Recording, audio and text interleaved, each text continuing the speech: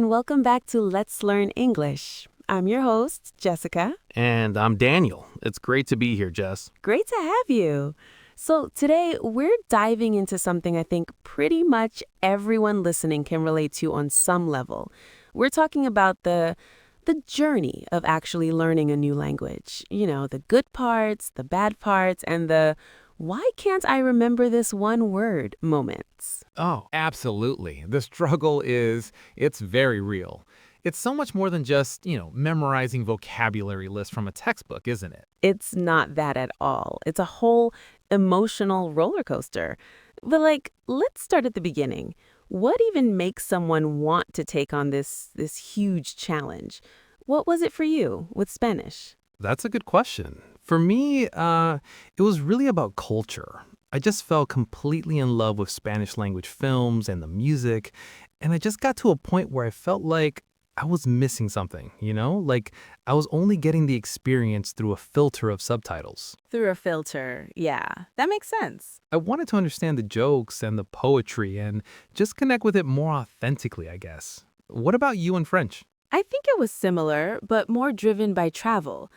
I just have this belief that when you travel, connecting with people is the most important part. And it's just a completely different, much richer experience when you can at least try to speak with someone in their own language, even if you're terrible at it. Oh, 100%.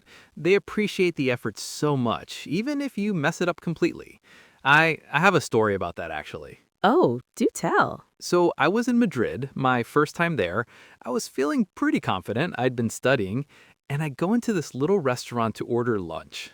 And I wanted to order a steak, but I mixed up the word for meat, carne, with the word for business card, tarjeta. Oh, no. So I very confidently asked the waiter for a business card with potatoes. And he just stared at me, complete confusion. After a lot of awkward pointing and laughing, we figured it out. It was mortifying at the time, but you know what? I have never, ever forgotten the word forgottenness since that day. Très amazing. See, mistakes are memorable. They're powerful learning tools. I had a similar thing in France where I told someone I was très excité, thinking it meant very excited, but it actually means something a bit more, R-rated. Uh-oh. Yeah, the proper phrase is j'ai hâte. I learned that one the hard way. But that brings us to the biggest wall I think every learner hits, the fear. The fear of sounding stupid, of making those exact kinds of mistakes. It's huge. It's probably the number one thing that holds people back. You have all this knowledge in your head from studying and from apps, but when you go to speak, it feels like you're a toddler again.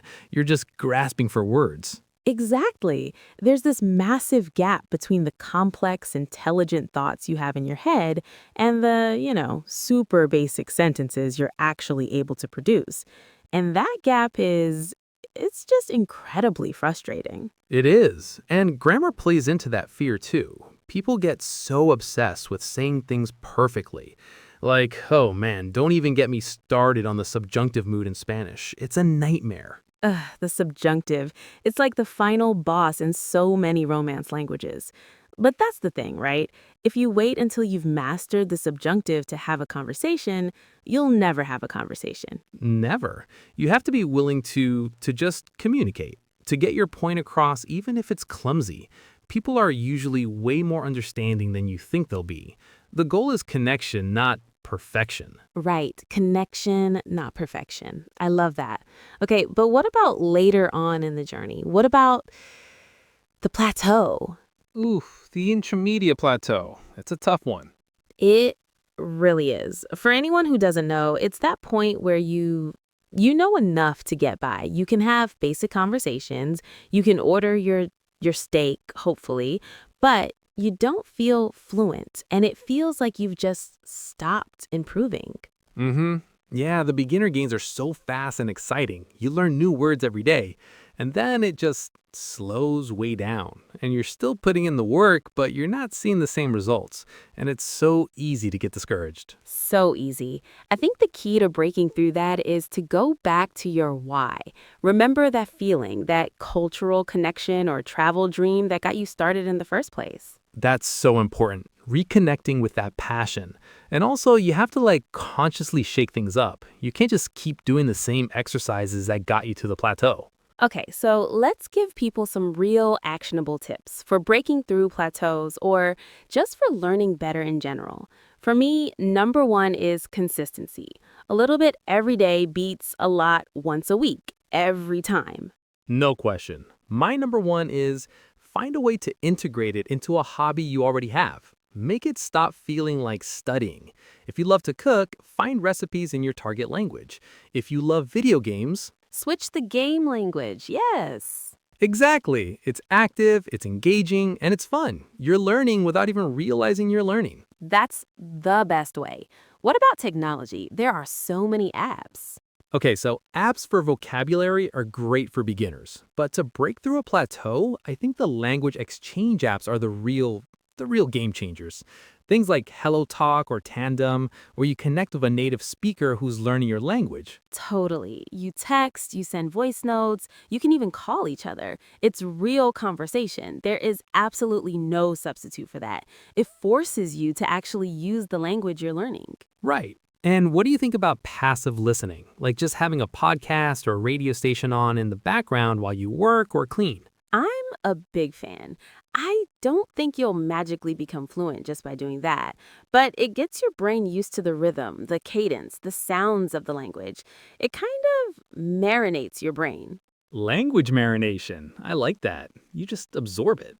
Okay, so I guess if we had to wrap this all up, what's the final takeaway? I think there are three things. One, be patient with yourself. This is a marathon, not a sprint. Two, be brave. Embrace the mistakes because that's where the real learning happens. And three? Three, make it fun. Find a way to connect it to your life and your passions because if you're not enjoying it, you're just not going to stick with it. That's the perfect summary. So for everyone listening, wherever you are on your path, just keep going. Be proud of every single step. You are doing so much better than you probably think you are.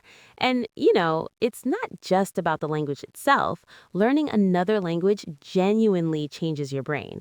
I was reading a study that said it improves memory, problem-solving skills, and even protects against age-related cognitive decline.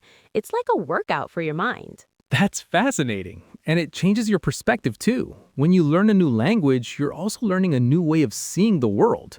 There are words in Spanish that don't have a direct English equivalent, and they capture a feeling or a concept that we just don't express in the same way. 100%. Well, that's about all the time we have for today. This was a really great chat, Jess. It really was. Thanks for joining me, Daniel, and thanks to all of you for tuning in to Let's Learn English. We'll be back next week. See you then. Bye, everyone.